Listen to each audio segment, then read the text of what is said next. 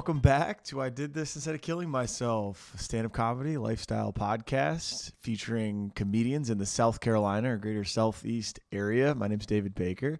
It is the week of July 6, 2021. So I hope you had a very happy and restful 4th of July. My guest today is Queen Momo, a.k.a. Monica. She is one of my very good friends here in the local Greenville, South Carolina area. She is a stand-up comedian. She's also a poet, and her day job, she is a licensed clinical therapist. So I really love Queen Momo. I mean, she and I have hit it off ever since I met her at the Comedy Zone, where she works at the hostess stand. So if you've ever been to a show, you've probably seen her smiling face to greet you at the door. And she and I have gotten to be great friends over the last year. So I really enjoyed our conversation. We talked about her background as a clinical therapist and an artist, really, and how stand-up comedy relates to that. And we also had a special guest in the apartment. Her dog, Zara, was hanging out in the apartment, and she was in our interview as well, and her dog Zara is a sweetheart. So we really had a great conversation, so hope you enjoy it. Before we get into that, this week in local comedy, we have a little bit of an abbreviated week because of the holiday, but I'll announce a couple of the shows that we have going on here. So this is local comedy for the week of July 6th. Tonight, Tuesday, Doolittle's in Anderson. We have that mic. Robin is hosting as well. It's an open mic, and we also do have a headliner. Big Daddy Carter is going to be headlining or featuring tonight.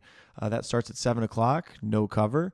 Wednesday, we have the Radio Room, 8 o'clock, hosted by Adam Schulte. No cover for that. Sign-up starts at around 7:30. We're starting to get a ton of comics for that, so you might want to show up a little early just to make sure you get a chance to get on. So Radio Room. And then we actually have a special event at the Comedy Zone, July 8th through the 11th. Tony Rock is going to be performing. He's the younger brother of Chris Rock, and he'll be there for, 4 days? Thursday, Friday, Saturday, or 3 days. So that'll be a good show, but that also means we won't have the local joke show this week. So Tony Rock will be in town. So won't have anything this Thursday night. And then Friday, we have the Liberty Joke Show at the Pickens County Performing Arts Center. That's, again, the clean comedy show that I believe starts at 8 o'clock. And the cover on that is $10. And I believe they will have a feature comedian as well. I don't have that in front of me. But, yeah, if you want to go to a clean comedy show, it is an open mic first. If you're a comic and you want to try out clean material, I encourage you to check that out. But that's it for local comedy this week. Here's the interview with Queen Momo. Hope you enjoy it. Okay. Here we are. Another interview. Yeah. I'm very excited for this one. The lovely Queen Momo / I call you Momo.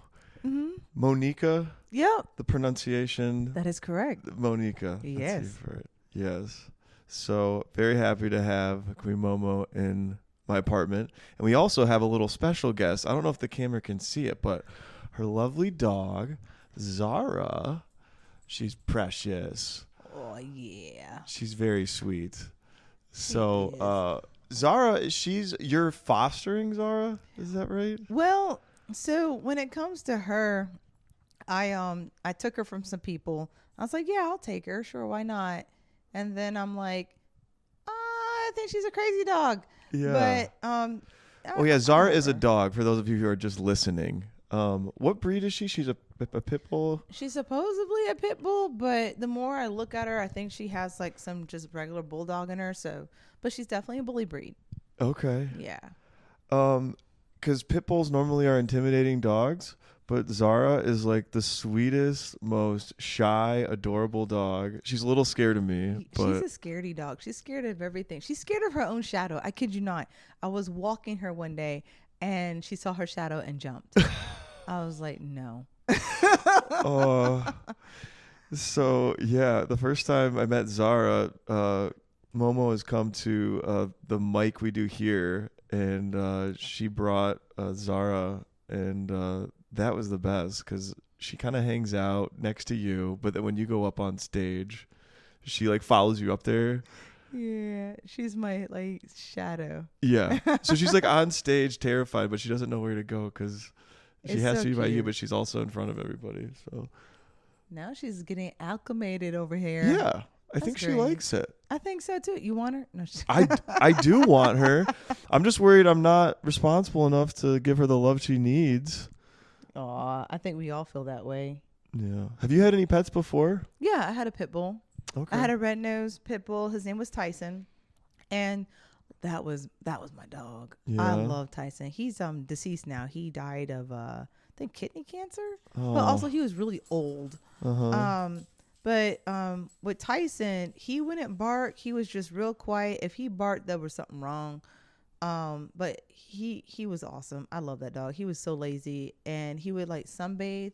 So he'll sit out with his belly up, just in the sun, look at you. He had a special spot on the couch, Uh-huh. and anytime someone sat there, he would look at the person, like just look at them Uh-huh. until the person moved. I was like, Yeah. yeah, you're in his spot. One time I had a black Jesus on the wall. I put it up there when he was asleep. I was like, hush, hush, let's see what happens. So he would sleep on the couch. I put the black Jesus on the wall. He gets up and he's like, and he walks to the door quietly, just walks to the door, comes back, looks at the picture, walks to the door. Then he starts whining because he's freaking out. How did this person get into the house and I didn't know? So I had to pull it down and be like, no, it's okay, it's okay. Oh my gosh. And as soon as he was like, oh, okay, he literally went back on the couch and fell asleep. So I haven't had a dog long enough to know, like they freak out when things are like not the same as what they're used to. Like there's a new picture on the wall, a new person, or you rearrange the furniture or whatever. Like as long as you're awake, but he was asleep. So okay, it surprised him. Yeah, he's like, how did a human being, like how I can hear, like, so you could see the confusion on his face. It was hilarious. And so, and even with her, if things, like, as long as she knows what's going on, she's okay. But she's so hyper vigilant to where nothing passes her. Yeah. So like it was the other day at 4:00 in the morning, she would not shut up and she was barking. And I'm like, what are you barking at? My neighbors were yelling. I was like, oh, thanks, alarm dog. Oh my gosh. But I did get on my neighbor about it. I was like, no, 4:00 in the morning. No, my dog wakes me up. Yeah. I have stuff to do. Right. Right. Yeah, you're a busy woman. I try to be. How did you get into fostering dogs? Or is this just a one-time thing with Zara? Well, with her, so basically, two people I work with at Comedy Zone were like, we can't afford this dog. We have too many dogs. We have too many kids, and the dog needs a home. Okay. And I was like, well, I need to meet the dog first to see if we're compatible.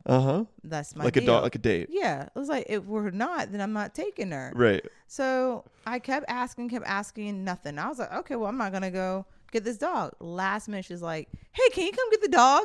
And I'm like, I will come by. And so when I got there, I'm like, and I saw the situation and the poor girl that, her daughter was crying. I'm like, poor thing. But she barked at me. I was like, I don't think this is going to be a good fit. She's going to know. She barked at me, but I had a friend with me and she was like, oh, I like you. I was like, no. But I took her anyway. And the only reason why it feels like a fostering situation is because, she does really well around other animals and things like that. But when I'm around, all of a sudden she turns into a crazy dog. She's like starts shaking her head like, ah. Yeah. Sorry. And and I'm just like, I'm not your puppy. I'm not your puppy. I'm the alpha. Yeah. But like the other day, she just got out of doggy daycare. Did great. There was a little puppy that this guy just got. And she's like, I was like, no, ma'am. No, ma'am. We don't have to do that. Yeah. But you feel like she's getting better? I think so. Yeah. It'll be a year in September. Oh, wow. Yeah. Yeah, see, I just met her, so I didn't realize. Yeah, so I've had her since last year, September. And, I think animals are wonderful creatures. I think dogs are great because no matter what, like, they love you. Like, they you come home, you're like, you're the greatest person in the world. Now feed me, human. She's such a glutton. Is like she? she's such. Oh my gosh, if she would eat all day if she could. Uh-huh. I'm like, there's not enough money for that. Yeah, that loving sounds pretty good. I should get a dog. Yeah, and also with dogs, it increases what's it called, oxytocin in the brain. Okay. So like people that are feeling lonely, things like that, then having a pet helps because it increases oxytocin in them and in the human. Oxytocin. Okay, this is a good lead into my introduction of your career because I love that your day job is a clinical therapist. Yes. So you're starting to talk about the oxytocin and the therapeutic benefits of a dog. Yep. So I wanted to hear about that. So has that been your career ever since, your undergraduate, postgraduate education? You've always done that as your primary job? No, I went to school to be a high school teacher. Okay. I did it for 1 year. Like, I'm out. Yeah. You taught for 1 year? Yeah. Was it just a nightmare with the kids? No, the kids were wonderful. It was a nightmare because, okay, so personal stuff. It was a nightmare because I had a miscarriage. And the administrator, the principal at the time, threatened me saying that unless I stayed to administer a state exam, I was going to lose my job. And at the time, I was the only one working. And I was already high risk. And this had just happened? And I lost the baby at the school. Oh, my gosh. Yeah, so I was like, I'm not going to ever teach again. Yeah. Well, certainly not for that administration. Yeah. It sounds awful. But while I was there, I was getting my master's in clinical counseling. Mm-hmm. And I realized I am a teacher. I just teach something different. I don't teach Spanish anymore. Right. But I teach life skills. I teach kids how to make better decisions with their parents and when they're at school. Like, I feel like I do a greater service to others, especially the young ones, the adolescents, outside of the school system. Yeah. Mm-hmm. So are your, I guess, patients is how you put it. Or clients. Mm-hmm. Are your primary clients then younger kids, or like what age clients do you typically? I work with them all except geriatric. Okay. So like from the ages of 9 to like 25. 9 to 25. Mm-hmm. And the reason being is because a lot of my clients are in high school, middle school, but I deal with the whole family. So I deal with systems. So I'm mainly dealing with the parents and their junk and what's going on with them and how to make that work for them, make sure they take time for themselves, and then working and collaborating with the schools, because the reality is that all these things around the child help the child grow. You know, it takes a village, right? Sure. Yeah. So it's not just the child. Yeah, the child. So if any of these pillars are out of whack, just talking to the child is not going to solve it. You have to holistically. Okay. Yep. No, exactly. That makes a lot of sense. Yeah. So how many years have you been doing that? I've been doing this for 11 years. 11 years. Okay. So that goes back to like 2010. Mm-hmm. Have you noticed any changes in like the level of, I guess, dysfunction or just the problems that they're facing? Has it evolved since? Because I'm thinking about all that's happened from 2010 to 2021. And just with, I don't know, I feel like people now more than ever are like seeking and kind of depressed and kind of, especially this last year. COVID, yeah. Have you noticed any trends changing and since you started to now? Like, oh, yeah. The anxiety and depression has increased immensely since COVID. Okay. The kids, like the idea of, oh yeah, I don't have to go to school. And then when they actually went through that whole virtual process, a lot of them were like, nah, I can't function. They wouldn't do it. Some of them would shut down. Some of the kids thrive because they realized they actually have more independent skills than they thought they did. Okay. It did teach us that the way we approach at least education doesn't meet the current need of all of our kids. Right. So I'm glad we have this hybrid thing going on, because it means that we are trying to catch up to a modern time. Like all these kids are on their phones and TikTok. Like, yeah. So all those things. But I also noticed that even when it comes to professional mental health therapists, community mental health therapists, being able to have that level of support during that time as well, because we're all human. So even we're struggling. So it's kind of like, Yeah. You know, the education system being kind of antiquated. I've heard that before. just the structure and nature of classes, how they're period based. There's a bell. I can't remember where I heard that, but that was kind of a factory design that started, I guess, in the early 1900s, and it just kind of stuck. And the curriculum is very, same for every kid. And so this hybrid now is allowing for more experimentation or innovation in education. I think so. But also, too, one of the things, I don't know, like back in the 90s, they had like on MTV, things like that. When I was growing up, they had a lot of push for like the arts. And I think a lot of people, so there's this thing called Gardner's Multiple Intelligences. And one of the things about that I like is because it teaches about how kids learn differently. Some are hands-on, some are more audio, some are musically inclined. And idealistically, it would be nice to be able to cater to every single child's needs and how they receive information. However, when you have a classroom full of like 30 kids, you can't really do that. It really turns into more like classroom management and how you manage behaviors versus, well, how can I get this information across to the child and how they understand? Yeah. Okay. And you talked about the arts. I mean, how do you feel? Do you feel like kids are able to express themselves creatively or encouraged to do that enough? Yeah, I thought the answer would be no. My dad, I had an interview with my dad recently. Oh, nice. Yeah, but he had he's an artist, and or that's kind of went to art school, and but he said education seems to be kind of training that out of you. You're not really encouraged to make mistakes or take risks creatively. No. You're not. It's all about classroom behavior, and you need to sit down for 45 minutes.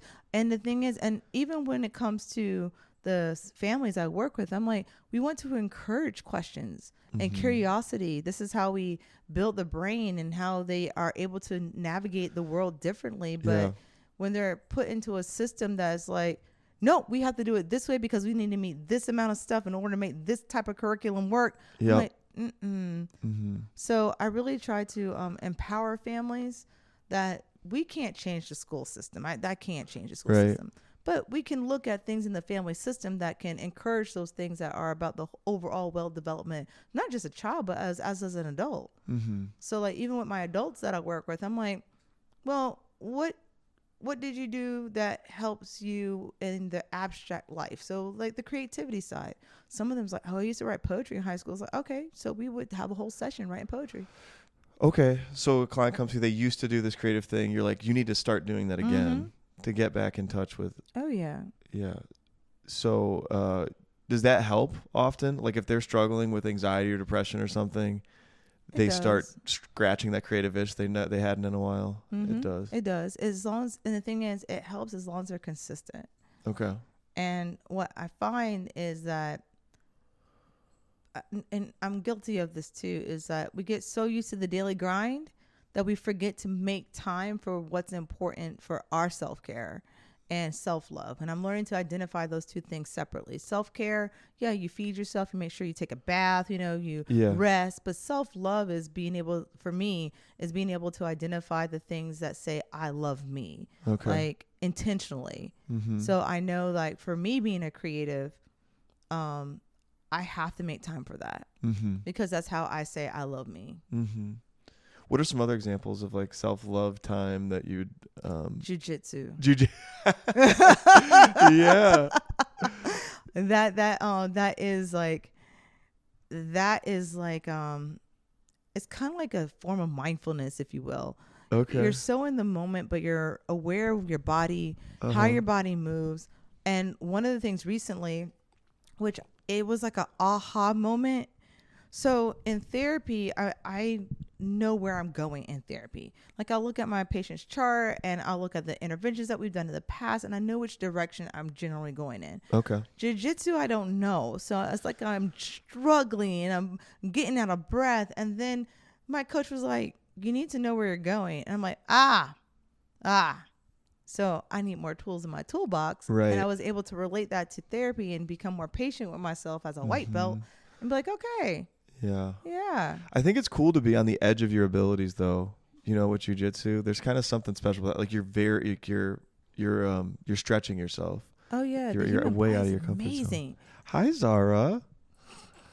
I think she's starting to like me. Oh, she licked my hand. She did. Oh, Zara. That made my day. Oh. What? Oh, watch the microphone, Zara. Oh, She's getting excited. yeah. She's very comfortable. Oh, careful. Oh, did you get? Yeah, she's good. She scared herself. Yeah. She didn't know what that was. Okay, I think we're good. But yeah, that's great. So, when you were working as a clinic, like, had you continued? Because the three things I think of you as are stand-up comedian, poet, therapist, and then, well, I guess jujitsu. Had you been doing all of those things for a very long time, or did you kind of discover them? Like, when did you start doing poetry? When did you start doing stand-up? Okay. Poetry high school. I actually was a published poet. Oh, wow. I have work that was published. My mom helped me with that back when I was in high school. And so, but I've never done spoken word before. What's the difference? Just reciting the poems? Oh, it's more than just reciting. It's a show. Okay. Spoken word is beautiful. So the whole concept of spoken word was so the everyday common man can express themselves. So it was a very free form, free verse. And so I like that. But for me, like when I read my poetry, that's different than performing my poetry. Okay. So like kind of like when we're doing stand up, we want to engage the audience. You know, we want to make sure that we can hit that little nerve, just so we might switch the tone of a word. Sure. And a similar aspect in poetry, spoken word. Okay. But like if I have a poem and I just read it, I'm not really I can pull them in somewhat, but it's not a show. Sure. Yeah.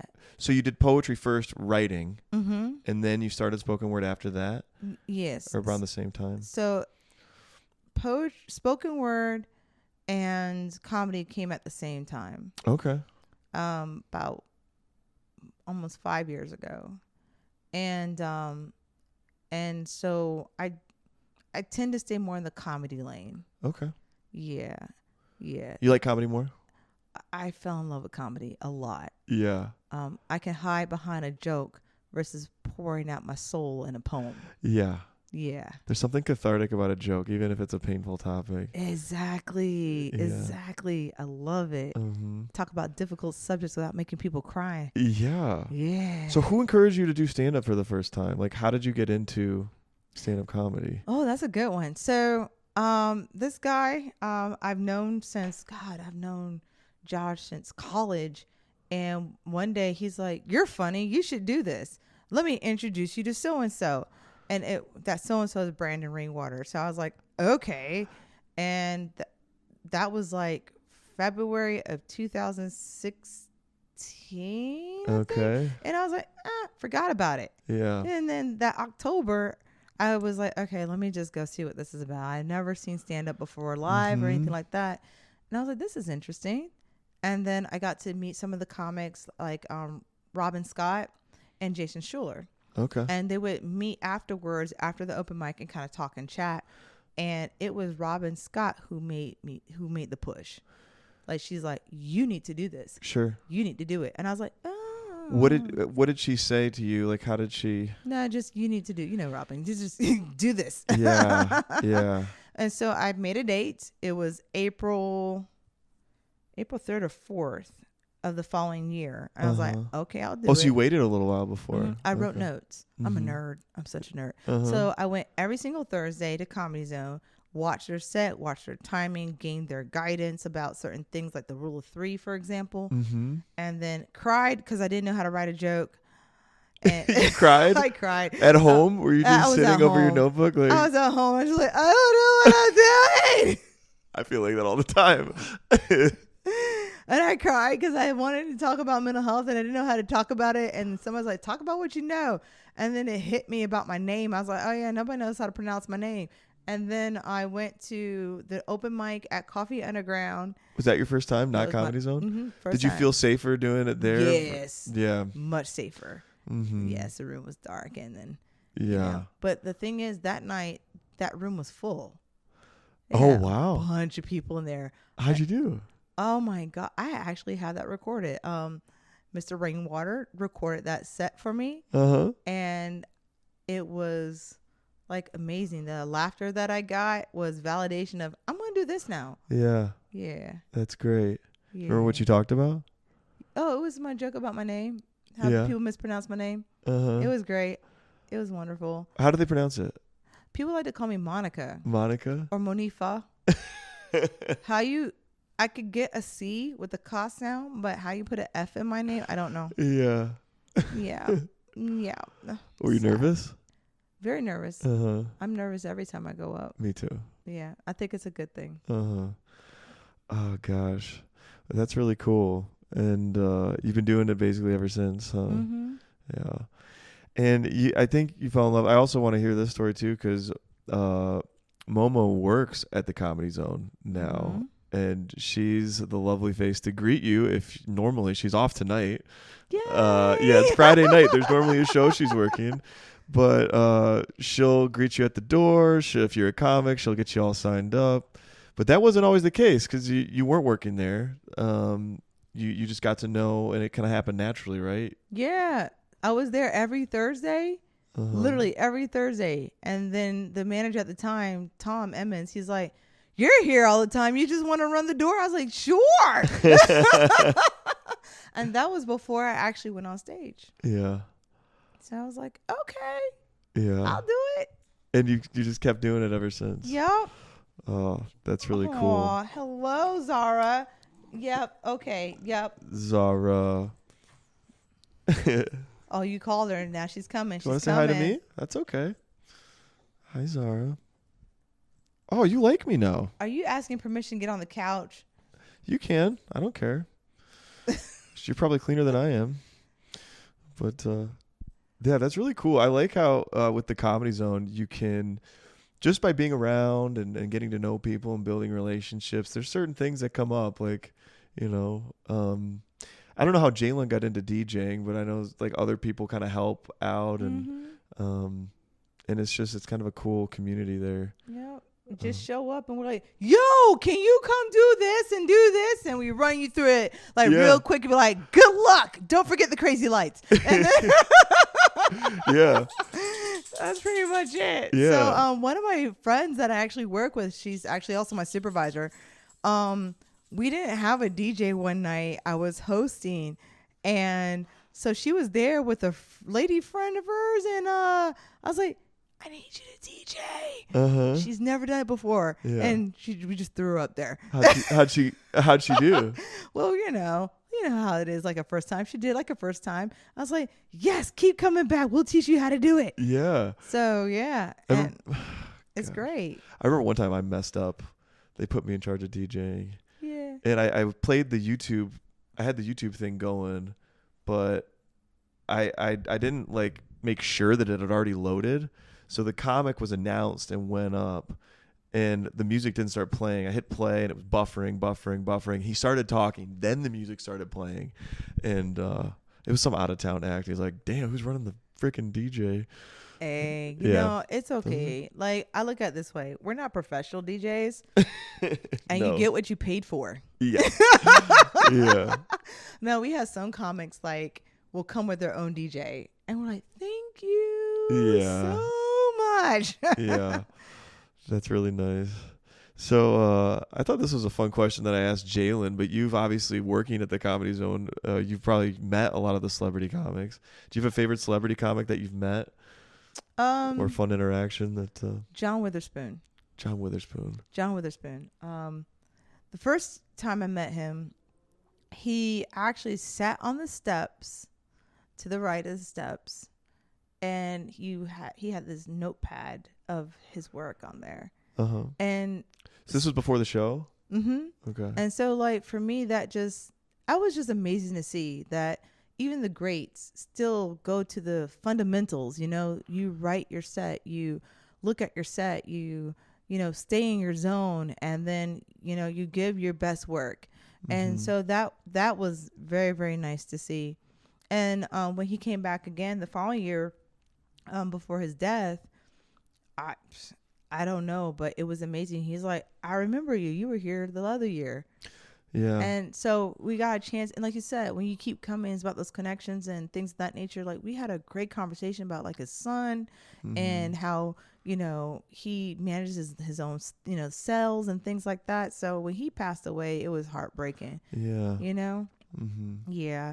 And then, of course, Charlie. Charlie is also one of my favorites. Charlie who? Charlie is D.L. Hughley's dog. Oh, yeah. Yeah. I love Charlie. So he's an Akita. So, guys, he's huge. So huge. And honest and truly, D.L. Hughley is so sweet, so nice. And it was wonderful being able to listen to him, talk to him behind the scenes, and feel empowered that I'm on the right track. Mm-hmm. So what did he say to ensure you that you were on the right track?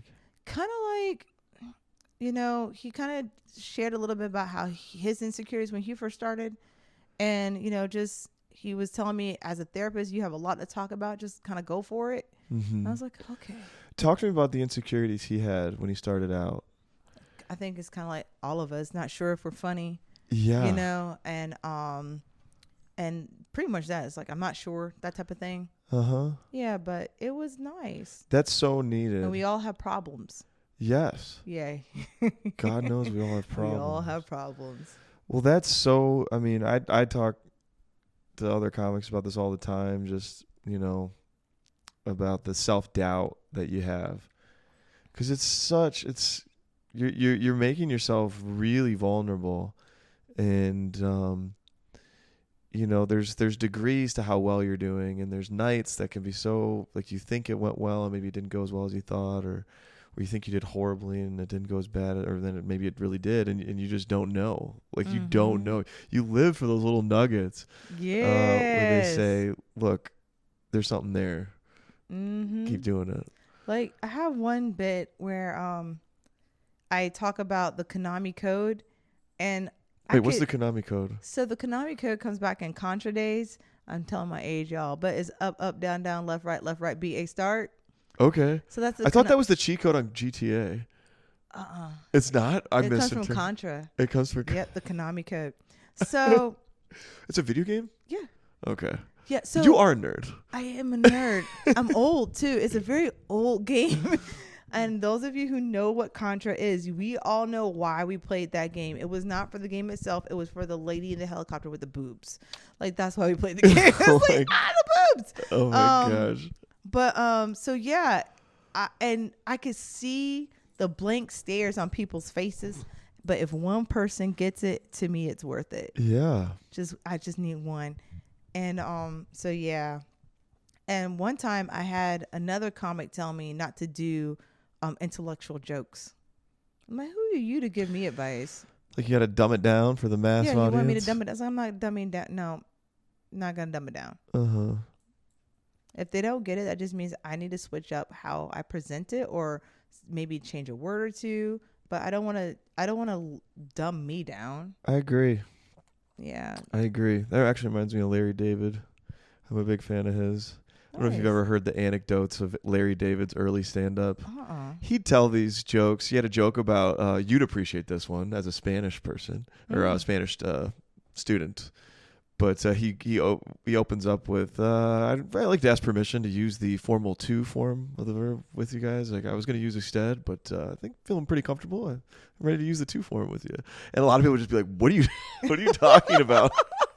I love it. That's great. Yeah, in case I break into some spontaneous Latin or Spanish or whatever. And yeah, so he's got jokes like that. He's got jokes about Quasimodo, Hunchback of Notre Dame. And oh, that's great. I'm going to have to look him up. That sounds funny. But sometimes audiences wouldn't get it. And then his reaction would be, you ignorant, whatever. And they'd storm off stage and just be mad. I mean, Larry David, he's all neurotic and crazy.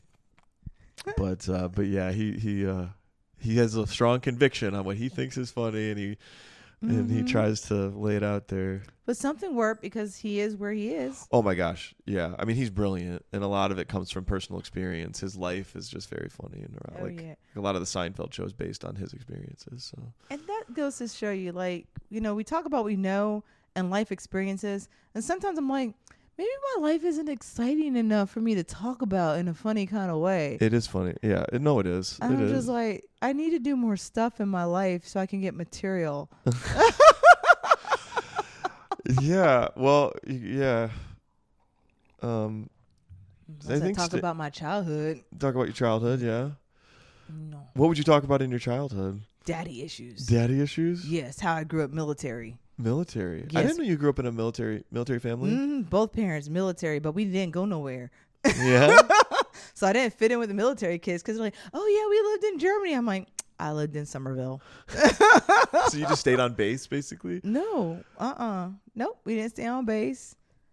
But we lived in two places, Omaha, Nebraska, and because there wasn't enough black people, they moved us to Charleston / Somerville. Oh my gosh. Yeah, I'm like, you couldn't move. That's why you're in Nebraska. I knew you were living in Nebraska. I didn't know it was because of the military. Offutt Air Force Base. Okay. So your parents were Air Force? Mm-hmm. Oh, the Air Force. Gotcha. Did you ever think about doing the military? I did. My parents said no. Mm. When I was at the University of South Carolina, I wasn't 18 yet.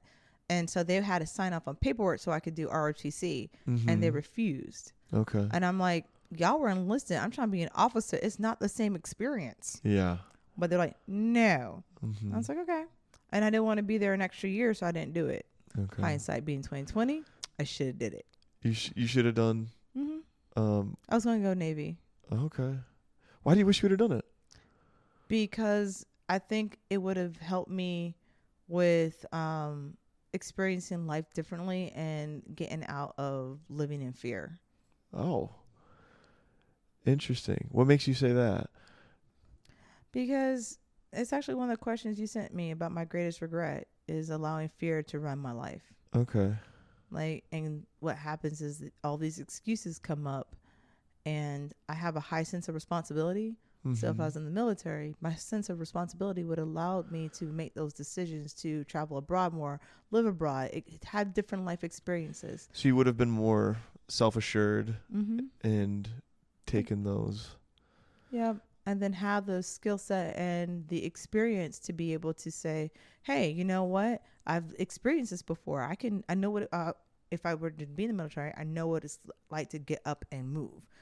But I don't, because my parents did a very good job to keeping us stable. Okay. So, and so it's like, it's a catch-22. Yeah. Yeah. So when you say living in fear, do you think that prevented you from taking any sort of action that was like? Oh yeah, with a lot of things in my life. Yeah. But again, daddy issues. My dad ruled his house with fear. Okay. Yeah.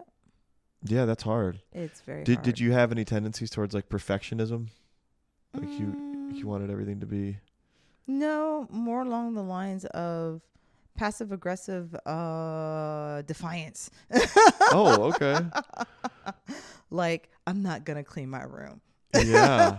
Okay. Typical kid stuff, but because I was so scared, I did everything I could to get under the radar so I could get out. Okay. Gotcha. Yeah. So that's kind of like the opposite impulse of what creativity is. Creativity is, poking your head up and flourishing. So even though you didn't do the Navy thing, it seems like you came around on, I drew a lot. I did music. I did poetry. What did you draw? Oh man, I would like comic book style. Like I love Marvel. So I would read comic books. Like that was my escape from all of the oppressed fear. Okay. So and even my mom, she was really good about getting me a keyboard. I still have that keyboard to this day. That my mom got me for Christmas one year and she got me, piano lessons. How old were you when you started piano? Hey mom, how old was it? No, I think I was in high school. So okay, and that was fun. And then I did gymnastics when I was little. So those type of things. Okay, yeah, you're great at the piano. I have a keyboard here in my living room, and Momo played it before we sat down. I was very impressed. Only what I could remember. No, you're still a billion times better than I am. I just have it. So maybe people think I'm cool, but it is a great way to lure in the ladies. Yeah. Yeah. I got a couple go-to songs if I ever need to show a girl after a date, but not really. It works. It works. Yeah. I don't know. If they ask me to play more than one, I'm screwed. But I got like Yankee Doodle and maybe a couple others. That's great. No, but okay. Well, that's cool. So, who's your favorite comedian? Let's see. You want me to just pick one? No, you can name a couple. I don't care. Okay. So when I was younger, and with hindsight being 2020 and looking at all the signs, my mom used to hide a Richard Pryor vinyl album behind the couch, and she thought that was smart. I don't know. Like, we were young, we could find it, so we would sneak and listen to Richard Pryor. Okay. So he's one of my favorites. So she would hide it for you? Yeah, because your dad didn't want you to listen, but your mom would let. It wasn't child appropriate. No, I know it wasn't. So yeah, she's like, it's not appropriate. So But she would hide it from you. Mm-hmm. Okay, I thought she'd hide it for you. Okay. No, she would hide it from me. And like, they wanted things to be child appropriate. They tried, but we snuck and listened to Richard Pryor, me and my baby brother. And and of course Dave Chappelle, because I think he is just a genius.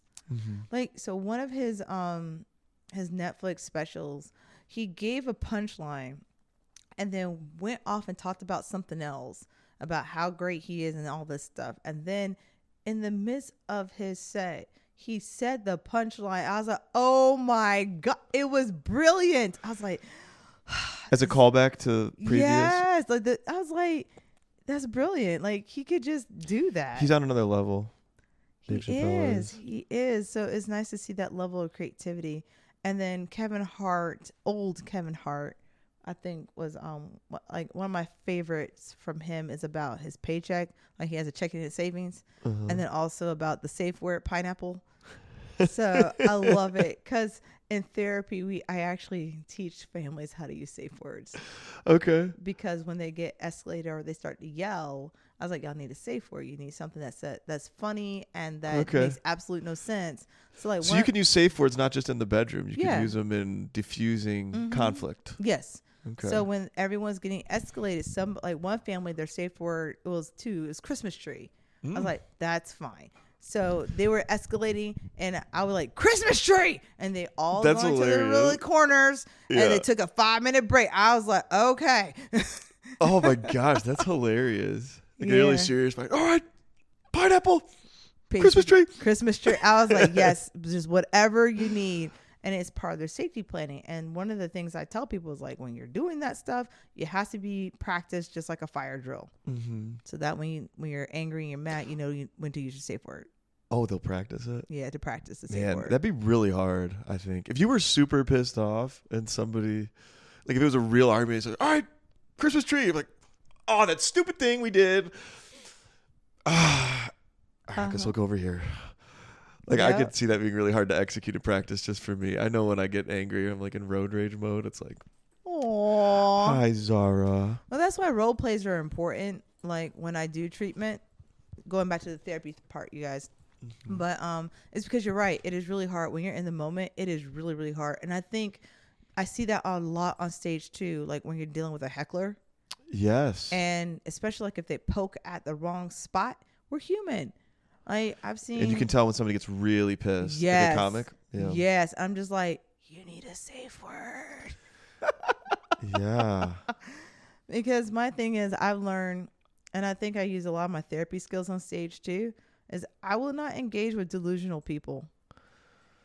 Meaning delusional audience members? I can't win. Yeah. I can't win against a belief system. So if this person truly believes that they're helping the show, I can't win, because no matter what I do to deter you, you're going to think you're trying to do a good show and you're that important. Right. What I can do is not focus on you and not give you what you want, which is attention. Right. I'm not going to give you attention. If you keep trying to seek attention, then in order to make sure that I need to do what I need to do, I'm just going to ask someone to remove you. Right. Because it's not about you. It's about the whole experience for everyone. Everybody's there to have a good time. Everybody's trying to escape from something, either their children, their life, their spouse, whatever. You know? Yeah. I think that's a great approach to dealing with a heckler, because that mindset, that level-headedness, means you are rising above it, which you should as the performer. You should not let it break you down. And you're the one with a microphone. You're the one in control. You could always have somebody escort them out. Oh yeah. And now when I'm on the other side though, and I'm working there, and like a comedian will engage with the person, I'm like, please stop engaging, because then we can't remove them. Yeah. Yeah. And then the comedian might get all offended. It's like, you set yourself up for that. Yeah. Yeah. Dealing with hecklers, man. That's crazy. It's That's a hard. skill that, yeah, I guess comes with time, they say. I'm still trying to figure that all out. Me too. Thankfully, we don't have a ton at, Oh yeah, we're open fortunate. mics. We're very fortunate. Greenville, South Carolina's audience is interesting, Mm-hmm. to say the least. They are very polite people Yeah. for the most part. Mm-hmm. Mm-hmm. Gotcha. So Richard Pryor, so you like him. Yes.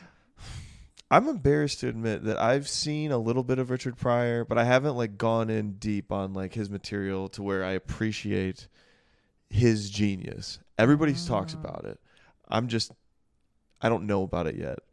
So if you could like describe Richard Pryor, like what makes him unique in this icon in so many comics' eyes? I honestly think I appreciate him more now than I did as a kid because I couldn't relate. Okay.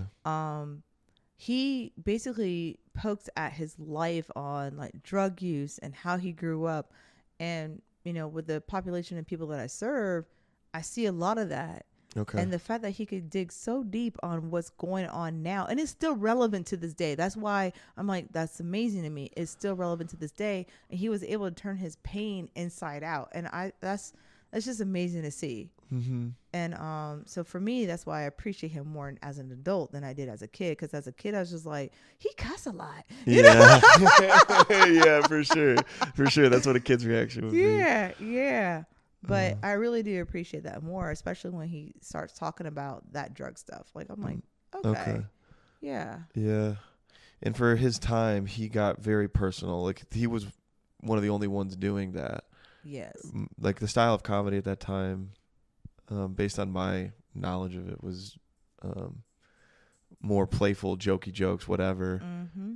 He felt like he had the heart of a spoken word poet as a comedian. Yeah. Like that, giving your all, being vulnerable and very raw, and then turning it into something funny.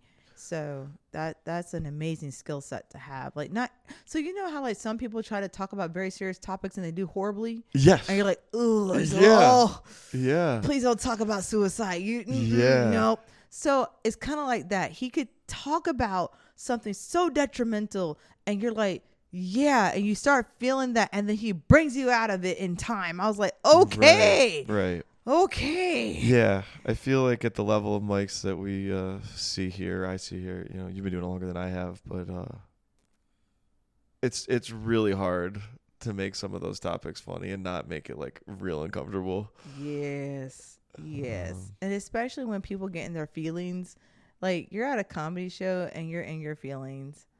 Yeah. Yeah, I like to vent my feelings when I'm angry or frustrated. I'm like, I don't know what to do. Like, I like that kind of thing, but when it gets real serious, it's a tougher. Yeah, that's fun. I remember doing a set when I was really, really angry, and I remember Scooter coming up to me. He's like, "Mo, I think you found your voice." What, ranting about what just happened?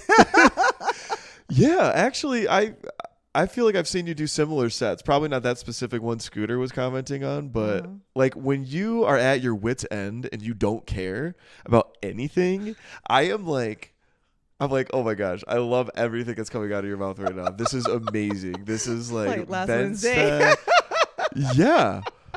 Yeah. Last Wednesday. Yeah. I can't remember the content of it, but yeah, it felt like that vibe. I was so done. I was like, okay, obviously none of this is hitting. None of you know why you're here. So I'm just going to rant about how all you white people don't understand why we are upset as black people.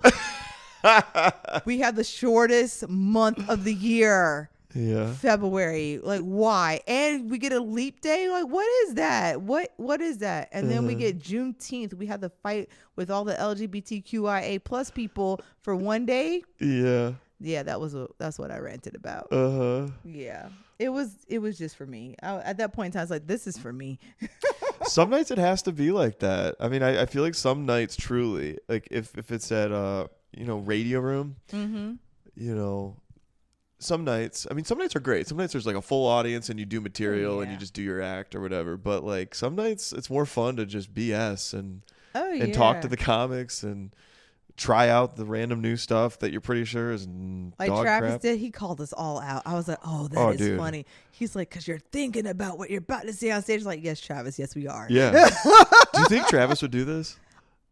Yeah, ask him. Yeah, I'll ask him. I would love to see him do this. I'm pretty sure he'd crap on this podcast the whole time, but you know what? I would love to see him do this podcast. I love Travis. Travis is is he affiliated? Because you're affiliated with Stone Grown, right? Mm-hmm. Is he also Stone Grown, or is he? I know he's good friends with all you guys, but yes, I do believe so. But Adam is gonna have to correct me if I'm wrong. okay, Yeah, gotcha. Well, anyway, he is he's hilarious. he is. He has the habit of berating audience members that are rude, so hecklers beware. But and he's got a But great. it's funny to us. Like it's great. I'm like, I wish I had the balls to say that. I know he's got a great Yeah. prolapsed rectum bit that kills me every time. And I won't spoil the joke, but yeah, we should ask him to do the podcast. She sees something. Oh What do you yeah, see, Zara sees something outside. Do you see something outside, or do you see the shirt? There's thunderstorms coming in, I think. Well, okay, so I have a couple more questions before we let Zara out. But so I ask all the comics, what's their biggest dumpster fire story, like biggest failure story in life? And doesn't have to be bombing on stage or anything specific to comedy. It could be any. Biggest failure in life? Yeah, like just something where everything went wrong. My marriage? Oh my God, you can do that. I actually feel bad asking these questions because like I don't want people to relive divorces. No, don't feel bad. Divorce is always a good thing. That's a Louis C.K. joke. Divorce is always a good Really? thing. But if you think about it, it's like, why would you want to stay in something that makes you miserable? This is not the 50s. Like, no. Let's see.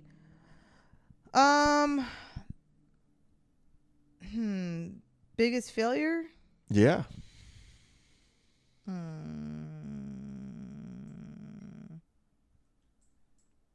I don't know. I really try my best to see this thing sunny side up nowadays. But I think for me, my biggest failure would honestly probably be, my divorce. Okay. Yeah. But at the same time, it wasn't. So it's like, Do you think it made you a better person, or? I think we did the right thing for our individual selves. Like, we're better friends now Okay. than we were towards the end of our marriage. Okay. So, yeah, like to me, he's living his life. I'm living my life. I'm just glad he's happy, that type of thing. But again, that's like, greatest failure. But then again, it's not, because the greatest failure would be to stay in something that became loveless. Yeah. Yeah. Do you ever do any couples therapy, or is it primarily just? Yeah, I do couples therapy. Okay. Mm-hmm. So, this is a serious question, but I'm curious as to, because I don't know, I'm not married, obviously, and but the thing I like about the idea of marriage is it is kind of this commitment where you put guardrails around it and you force yourself to try and make it work with the other person, which is going to be hard, and there's going to be challenges because they're reflecting things back at you that are maybe negative, you don't want to like seeing, and you're doing the same to them. Mm-hmm. And it's really complicated. Two individuals with their own minds and dreams and ambition. So it's a really hard thing.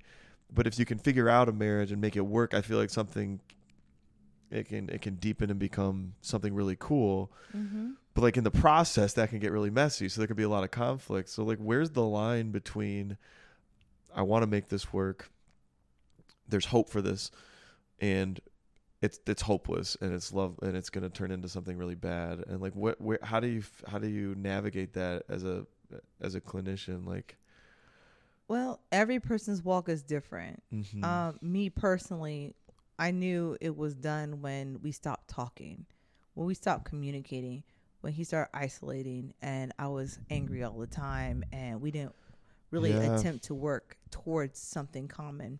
My ex-mother-in-law said something very important to me, and I know she doesn't like me, but this stuck with me. I'm sorry. I know That's she okay. doesn't like me, but She despises me to this day. oh no. My ex-husband called me. He was like, yeah, my mother still hates you. I was like, she blames you for my behavior. I'm like, she raised you. I had nothing to do with that. Yeah. But anyway, she said that, marriage is two individual people coming together to work towards a common goal. And so when I work with couples and families, I'm like, you're two individual people. You don't have to lose yourself in someone else. You're two people. Mm-hmm. But you have a common goal. So that means you learn to put certain things aside in order to meet that goal. What's a good, healthy common goal? Like, for example, if it's the kids, right? Mm-hmm. If they have kids and they want the best for their kids, well, you have to put certain things aside, speak to your spouse, because the common goal is what's the best interest of the kids. Mm-hmm. You know? The best interest of the kids is to see a happy mom and dad. Yeah. In a stable household. Exactly. And if you're not happy, then you have to work on individual self. Right. Check you first, because sometimes, some people got issues with jealousy. Yeah. I might check you first, Yeah. and then work together on making things work. And if it doesn't work, if you come to a consensus that, look, we tried what we could, but we're better as individuals, and then that's fine. And then just navigating through that together. But honest and truly, you don't have to necessarily be married to experience that. If you've been in a relationship, long-term relationship, even friendships, you have to learn that you're two individual people, respect each other, and try to come to an understanding. But also too, like for me, sometimes I think I understand too much, and I'll know where certain things come from. So some people will walk over me, some people will take advantage of my kindness. Yeah. And I have to work on that as an individual.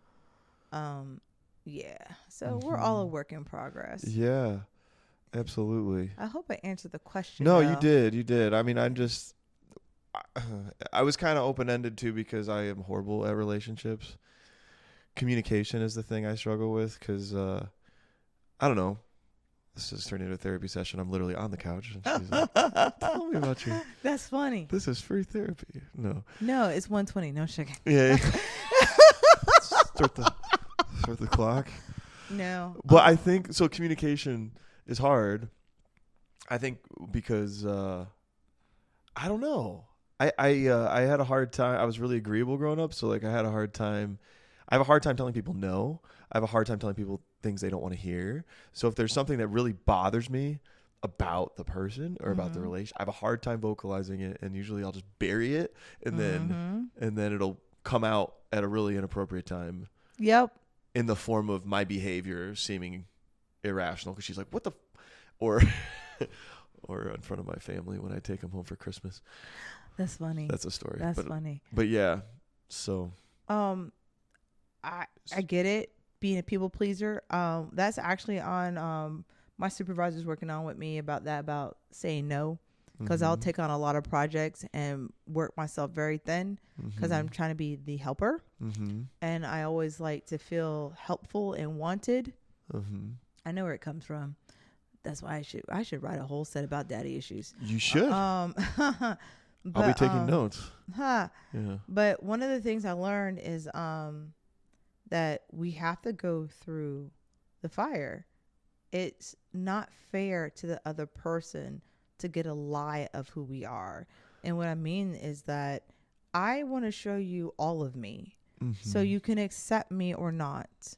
And if my true core value is honesty, then it's not fair to you if I hold that back. Yeah. And as uncomfortable as it is, and as much as even thinking about now, like I feel my chest getting tight, because it's like, I don't want to hurt someone's feelings. I'd rather just deal with it on my own and just deal with my own crazy in my head. But at the same time, it's not fair to them if they don't know where I stand. Yeah. How can they make an educated decision on what to do next if I don't tell them how I feel about something? Right. It's like you're going off course, and the longer you lie, the farther apart you get. And then you get shocked too. Because like for me, I'll think, okay, if I tell this person this one thing, they're going to say this, and I'll do the whole thing in my head trying to prep for it. And then it's kind of like the first time I got a C. I was terrified to tell my parents I got a C. Yeah. And then I told them, and they didn't respond the way that I thought. I was like, oh, okay. And so the more we experience those things that is not as bad as we think, then the more confidence we get in being able to do those things. Right. So it's kind of like even with relationships, if I struggle with vulnerability in a relationship because like previous relationships I've gotten jaded. Yes. And that's a true thing. As we get older, we tend not to want to take as many risks emotionally, physically, those type of things. But the reality is that it's a skill set that we have to constantly practice. Yeah. It's like what do they say about putting iron? We put iron to iron, or how do you sharpen iron sharpens iron? Yep, that. Yeah. Yeah, I like that a lot.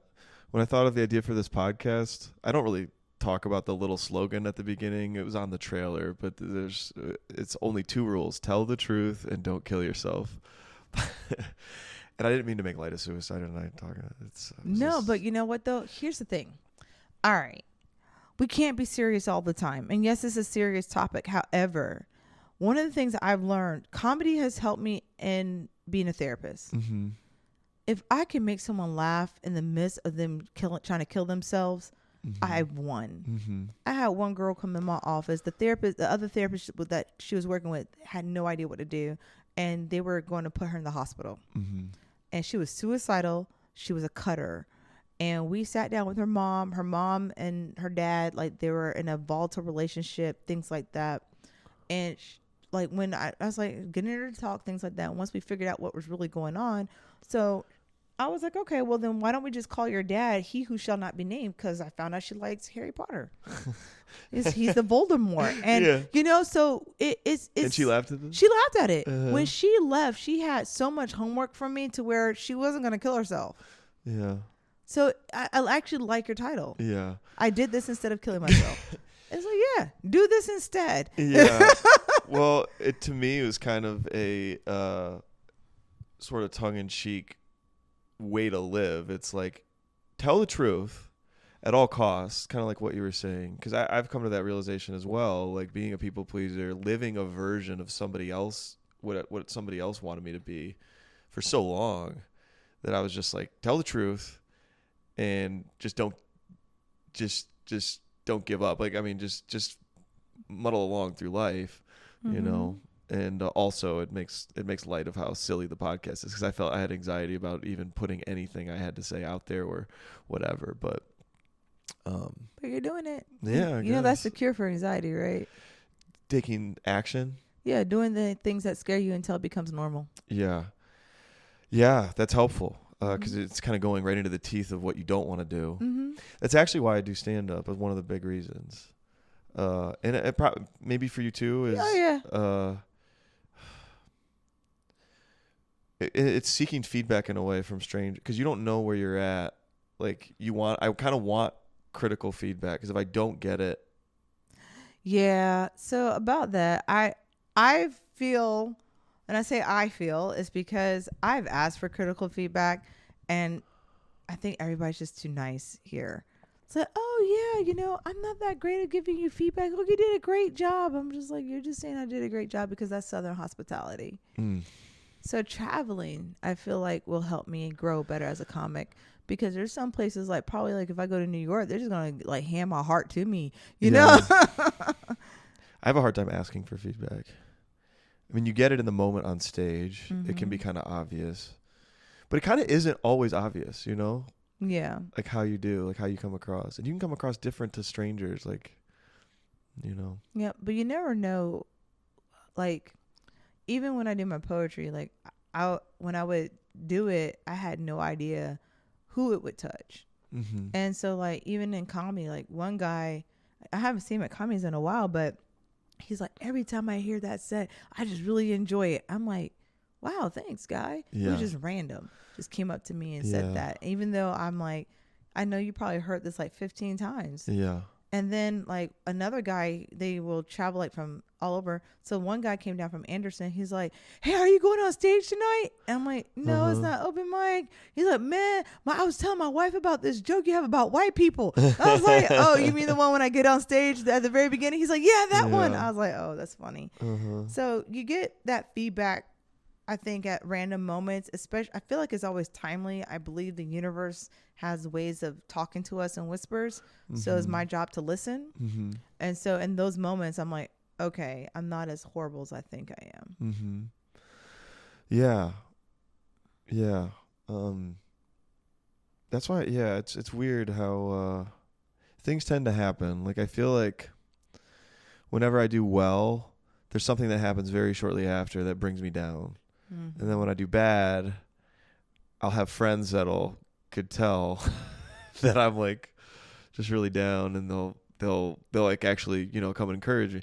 So, and you live for that. You need that. Stand-up's too hard in itself to not have that support and everything. It's brutal.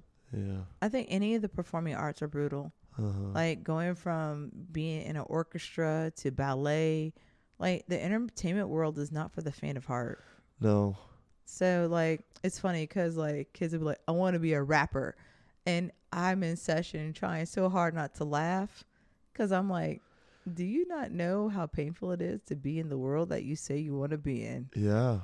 I was like, many are called, but few are chosen. That's true. Do you ever say like, okay, I want you to have something for me next time we talk, or set some goals for yourself? Maybe have something recorded. I pop their bubble sometimes, depending on the client. You can't do it with everybody. Some are more sensitive than others. You meet them where they're at, right? Uh-huh. But some of them that I know can handle it, I'll pop that bubble right there. I'm like, so you write poetry? No, I don't write poetry. Well, then you ain't rapping. Yeah. I was like, poetry is a form of lyrics. They're lyricists. Yeah. I was like, old school rap is poetry. Yeah. And they're like, what? That's very true. They're like, really? I was like, yeah, go listen. Mm-hmm. Go listen to DMX. He's one of my favorite poets. Yeah. May he rest in peace. Mm-hmm. But yeah, and they'll be like, no, I don't do that. I was like, well, until you are actually passionate about doing that, then maybe you might want to consider an alternate job description. Yeah. That's kind of one conviction I think I'm learning is that, like, I love everybody, like any new comic, anybody I meet, and like anybody who says they want, like, I would want to encourage them like crazy. Mm-hmm. But on the backside of that, I'd be like, are you showing up? Are you doing it? Yeah. Are you serious, or are you not? Because there's a whole lot of people that say they want to do stuff but don't really. Yep. And it's funny you mentioned that. Like, there was this one girl. It was funny. I went to it was a comedian networking thing on Zoom. Mm-hmm. And this one girl was on the same call, and I was like, I know you. I was there for every single open mic that you did at Comedy Zone. You said this to her? Mm-hmm. Uh-huh. On the Zoom call. Mm-hmm. And I was like, so I expect you to be at my mic in 2 weeks for women. And he was the guy that was hosting. He's like, wow, that's amazing. Like, you would have never thought 2 people in the same area would be on the same call because it was open for all of the United States, right? Yeah. And she didn't show up. Yeah. And he even called her out. He's like, how can you be serious about this if you're saying you're only going to a mic once a month? Yeah. If that. Uh-huh. I was like, if you want it bad enough, you'll find ways to make it happen. Mm-hmm. Even like for example, I've seen comics like work will get in the way, but they are still on their way. They're like, I get off at 7 and they still come. Yeah. And sometimes they try their best to get on and they can't get on because the list is too long. But the fact that they still came, Yeah. that level of effort, like Moody Black, for example. Yeah. He's a I want to poet. meet him. I've never met him before. I follow him on Instagram. He has his own show, right? Mm-hmm. I think it's the second and fourth or first and third Mondays. Anyways, on an alternating Monday, and he has Convo with a Comic. Mm-hmm. And one of the things Moody told me was when they started the open mic for spoken word, it was years and no one would show up. Yeah. But now the poetry scene, like their community is amazing how they support each other. They just got done with Southern Fried not too long ago, Mm-hmm. and that was virtual. And it was just amazing to see the love and support, Mm-hmm. even online, that they got for it. Right. So, even when you seem like you're in the dark, you just, like you said, you muddle through life. You just, you do it Mm-hmm. because it's worth it on the other side. Yeah, absolutely. But many are called, few are chosen. That's true. This is a marathon. Oh, no doubt. No doubt. Oh, yeah. And it's important to have, I think, some practical pillars around it. like have a day job. That's what I Bruce would Bruce say. told me. Bruce told me, it's like, don't quit your day job. I was like, Yeah. yes, sir. And he wasn't being a dick. He was just No. saying, you know. Yeah, he was being serious about like, please don't quit your day job. Yeah. I've had, I heard Bill Burr talk about this on his Monday morning podcast, but just because he gets letters. I think somebody wrote in and he was like an accountant or something. And he said, look, I'm maybe 40 or something. And I've always wanted to try stand up. What do you think? Blah, blah, blah. And he said, you got to do it. You got to do it. Do an open mic, whatever. And he said, if you want to do this, like, he said, I would never recommend, quitting your day job, have some money saved, do whatever. But he said, there's nothing worse than not doing it. So it's kind of both of those. Yeah. Like, go for it. But definitely. Don't be an idiot. Yes. Or delusional. Right. But just be up for what it's going to demand of you because, Oh, yeah. Especially as we get older and the travel and the time. And, it's nice to see when people are able to have their day job and then start making enough money where they don't need their day job anymore. Right. Yeah. Like Ginger Billy. He had a day job and then he was making enough to where he didn't have to do the day job. What was Ginger Billy's day job? He worked in the medical field. I don't know specifically what he did. Oh, but was he a nurse or a healthcare provider? Not sure. All I know is somewhere in the medical field. Okay. And I was like, cool. Yeah. Absolutely. And then passing it down to it. I love how he brings his son because he's teaching his son all the things along with it. Like, this is what you do on YouTube. This is what you do this. And the fact that his wife is so supportive, like, I was like, relationship goals. Yeah. I like that. You're like, these are examples for clients. Yeah. For myself. Oh, relationship goals. Yeah. Yes. Oh. Yes. Someone to do jujitsu and comedy with. Yeah. That'd be nice. Absolutely. Yeah. Jiu-jitsu and comedy. She's snoring. Zara sleeping? Yeah, she's sleeping. Oh my gosh, I love her so much. She is snoring. Oh, if we walk, she's looking around. So I have the last question I ask is, what's the best piece of advice you've ever received?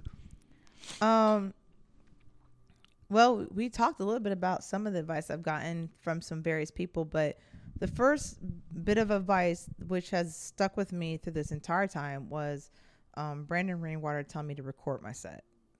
Okay. Every single one and go back. And that has been the best sound advice I've gotten from the beginning. What about that? Because I record all of my sets, so I have some thoughts on this. But what does that give you?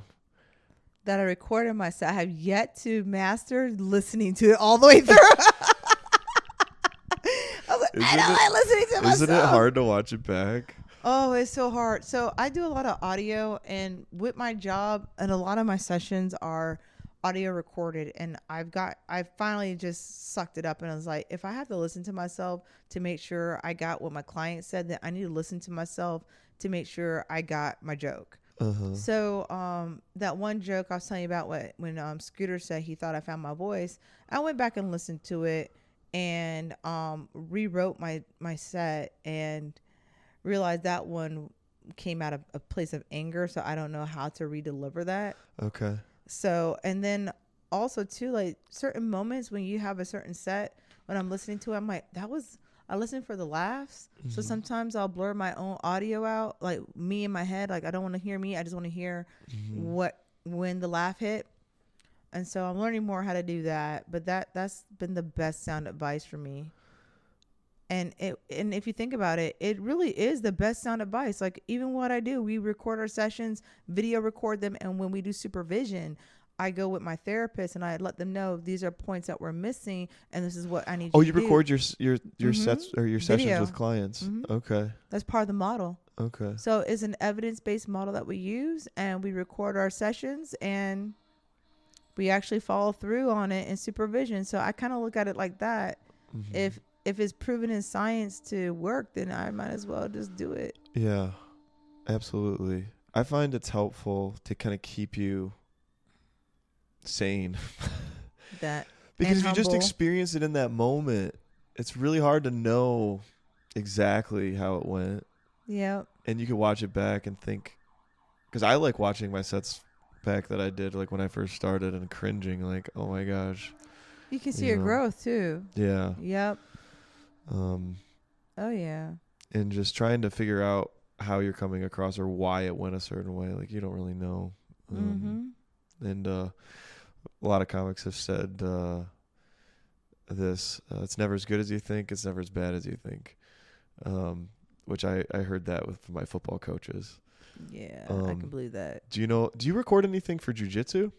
I have recently, yes. You have recently? Because I don't. Okay, so the reason why I do that is because again, it's like I'm in it. I don't know what it looks like. I don't know what I'm doing. Totally. So it's funny because Wednesday I decided I was going to start bringing my tripod to jiu-jitsu so I can start recording my rolls more because I have a fight coming up and I'm like, yeah, I need to know what I'm doing and see for myself. It's one thing to watch someone else do it, but it's different if I could be like, yeah, girl, you could have just did something. Yeah, I could have done that differently. Yeah. So yeah. Yeah, definitely want to start doing that more. That's a habit that was great for football, and I'd imagine for jiu-jitsu as well. And we didn't get to that level until the college level where every single play from 2 angles was recorded, and we'd watch every single play multiple times. And that's smart. 2 angles. Yeah, there's the wide angle from the end zone, and then there's the side angle from like the box, like on the 50-yard line looking down. And every position group would, you'd get a grade on every single play for your effort, your execution, and your technique. And, that's great because that's like the supervision thing. You have somebody who has an outside eye to give you feedback. Yep. I think that's great. That actually gives me an idea. Maybe we should all consider doing that, like taking someone's video set and just kind of sitting down and we all kind of give feedback on what we think. Oh my gosh, that would be great. That gives me anxiety. Yeah, me too. However, though, I mean, everybody has their opinion. And your opinion is your opinion, but I'm not looking for an opinion. I'm looking for technique. Yeah. Like, hey, pause this a little. My kiddo, and my kiddo is a girl I've been mentoring for years. She's good at that. Okay. She'll come out and she'll watch us like, yo, mom, you know what? I thought you were going to go a little bit longer with this. If you would have paused here, I was like, do you want to just be my manager? Yeah. Like, just write down all your notes for me. Like, this is brilliant. And she's really good at that. Yeah. And she gives me great constructive feedback. I'm so proud of her. Yeah. Yeah. Wait, this is your daughter? Yeah. Oh, I forgot you had a... Not my biological kid. I just call her my kid. Oh, okay. I've been her mentor since she was 16. Okay, I'm sorry. I thought you said kid. I was like, oh. Yeah. I call her my kiddo. Okay. She might as well be mine. She has another mama and daddy, but like I feel like I birthed her. Yeah. Oh, gosh. Yeah, that feedback session. I mean, that'd be great. But that would always come into play because in a game, you'd think, oh, I sucked. This game was horrible. You go into film dreading to watch it. And there'd be the bad plays, but there'd be a lot of good that you didn't remember. Right, and your grade would maybe come back better than you thought, or you could have the opposite effect where you thought you had a great game, and then a lot of these little things were pointed out. You're like, got a lot to work on. Yep. But it can never be mastered, and I kind of feel like jiu-jitsu is probably the same, like, and stand-up. Like, you can't ever be a perfect... Which is beautiful because within its imperfection is perfect because it represents the human in you. Yeah. We're never going to be perfect. So we just got to learn to accept. Yeah, absolutely. Yep. I love that. That was pretty deep. Thank you. I'm so glad this is recorded. I say things like this and I don't remember what I say. Yeah. Yeah, well, we have a record of it now. Oh my gosh, I really need to go back and like write down all my so-called deep thoughts and then just do a whole series. Yeah. Deep thoughts. Deep thoughts with Momo. Yeah, deep thoughts with Momo. I love it. Well, we can finish up here, but before we go, what are your social media handle? Where can people find you? Facebook, Instagram, Twitter. I always forget I have a Twitter though, but I do have a Twitter, and TikTok. Are they all the same handles? What are yes, they're all the same handles. Truly Queen Momo. So yeah. And it's spelled all lowercase together. Yep. TRULY. Queen Momo. Because there's a lot of Queen Momos out there. A lot of them, but there's only really one that is truly Queen Momo. And you can catch her at Comedy Zone or around town, Radio Room. Yeah. Doing mics. Oh, and I'll be in Charlotte soon. I went ahead and contacted Debbie about that so I can do their open mic. So that's gonna be fun. I like Charlotte Comedy Zone's room. That's a fun room. Yeah, I think I signed up for that too soon. Yeah, it's good. It's I'm good not to sure. go. Bring people with you if you can. Yeah. Okay. Oh, and the series, It's Complicated. Oh, We're extras. yeah, we are. Oh, you actually moved up to the table. Yeah, well, That was awesome. they'll though. probably cut that part out. But I It's hope it- Complicated, the series. I Mhm. don't know. So Johnny Sizemore directed. It's a local series that's going to be put online, right? Mhm. Or Yep. I can't remember all the platforms, but it's really exciting. All filmed here in Greenville, South Carolina, and the quality of the cinematography is amazing. So being on set there, right? So when you were at the table, things like that, and I think there was a scene where I don't want to give it away, but there was some information that was revealed, and I dropped my phone. I was like, I hope the boom might nigga, because I wasn't expecting that. I was like, oh, girl. yeah. Yeah. It was great. The actors were awesome in there.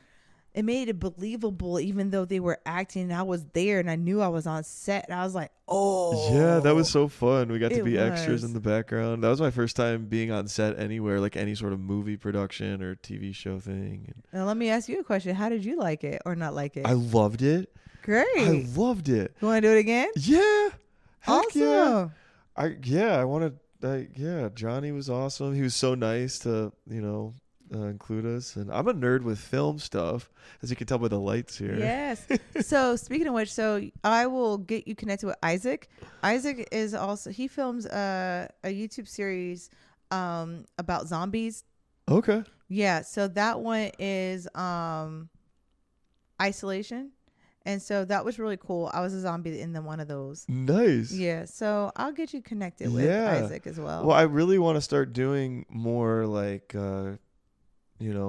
skit type things where we record and cast comics as actors and things. I still want to do that skit with the ice cream. Like you wrote the little bit. I still want to do that. Yeah, we with wrote you. a little short. Yeah, That's pretty fun. Yeah, I think yes, I want to still do it. We can. Those take a lot of work, but once you get started, you're like, or I get obsessed, and like every little thing, like once you get a direction, you're like, okay, we're going, and it's just a lot of work, between doing stand up and podcasting and everything. Yeah. But I know now, like, there's definitely a lot of great people like you and other comics here that would be willing to do it. So I think It'll be a lot of fun. It'll be a lot of fun, and it can only help. It can't really hurt, especially now with how everyone goes into the videos. Mm-hmm. It can only help, I think. But the hurt is being able to maneuver the time and making sure we take care of ourselves and we're getting adequate rest. Yeah. That type of stuff. I have a hard time with that. I got to take naps. Yeah, I love naps. Uh-huh. Yes, I still love naps. I actually created a song today walking down the stairs. I was like, nappity nap. I want a nap. Brilliant. That was it. Yes, that was it. I was so tired. Well, this is great. Thank you for having me. No, thank you so much for coming on, and I hope you enjoy. You don't have a training tonight, but you have your sauna. Yes, I'm going to drop Zara back off at home. I'm going to go do some sauna.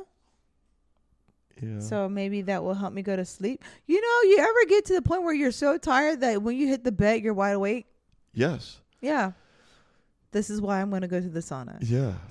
Or go play video games. Yeah. Now I have a debate in my head. It's Friday. Do whatever. I know. It's right? you time. I still need to eat dinner. Yeah. Me too. Maybe I should eat food. You want to go get food? Yeah, sure. All right, let's go get food. All right. Awesome. Well, thank you so much for watching, everybody. See you next time.